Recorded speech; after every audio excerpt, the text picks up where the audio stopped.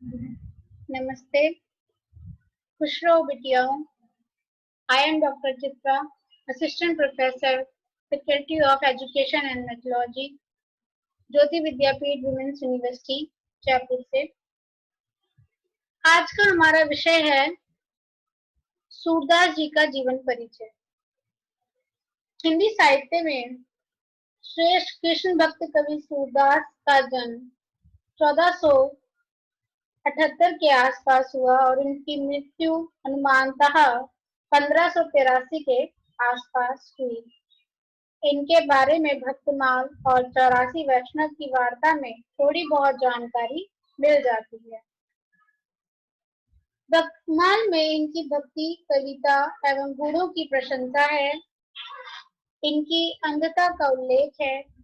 84 वैष्णव की वार्ता के अनुसार वे आगरा और मथुरा के बीच साधु या स्वामी के रूप में रहते थे। वे वल्लभाचार्य के दर्शन को गए और उनसे लीला गान का उपदेश पाकर कृष्ण चरित विषयक पदों की रचना करने लगे।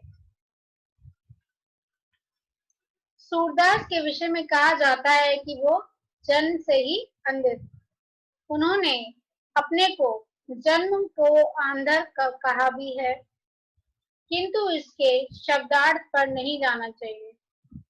सूर के काव्य में प्रकृति और जीवन का जो सूक्ष्म सौंदर्य चित्रित है, उससे यह नहीं लगता कि वो जन्मांध थे।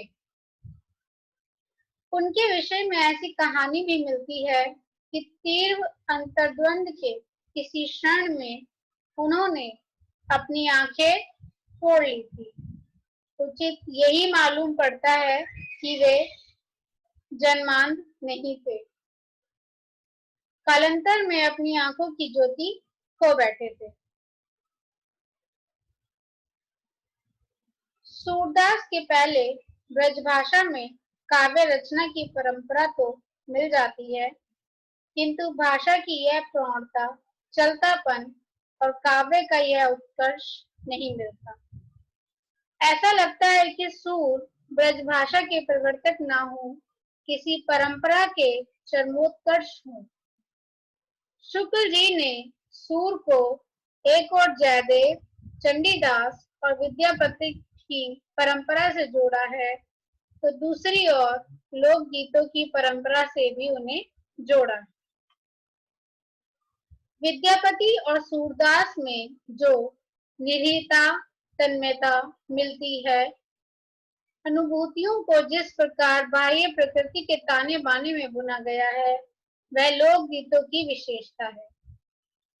लोकगीतों में अभिव्यक्ति इतनी निश्चल होती है कि वह शास्त्रीयता और सामाजिक विधि निषेध की मर्यादा का निर्वाह नहीं कर सकती। लगता है कि लोक जीवन और साहित्य में राधा कृष्ण की जो परंपरा पहले से चली आ रही थी, वह भक्ति काल में प्रकट हुई।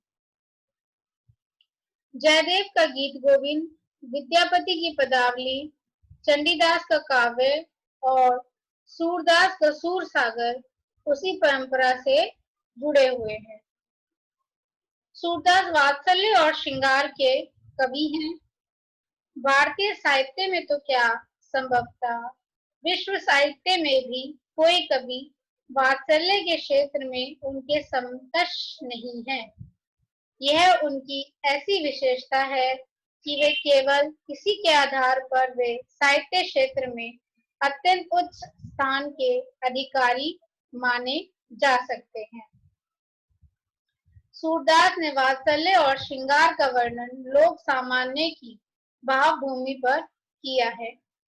मार्मिकता, मनोवैज्ञानिकता, स्वाभाविकता जीवन के यथार्थ में ही होते हैं।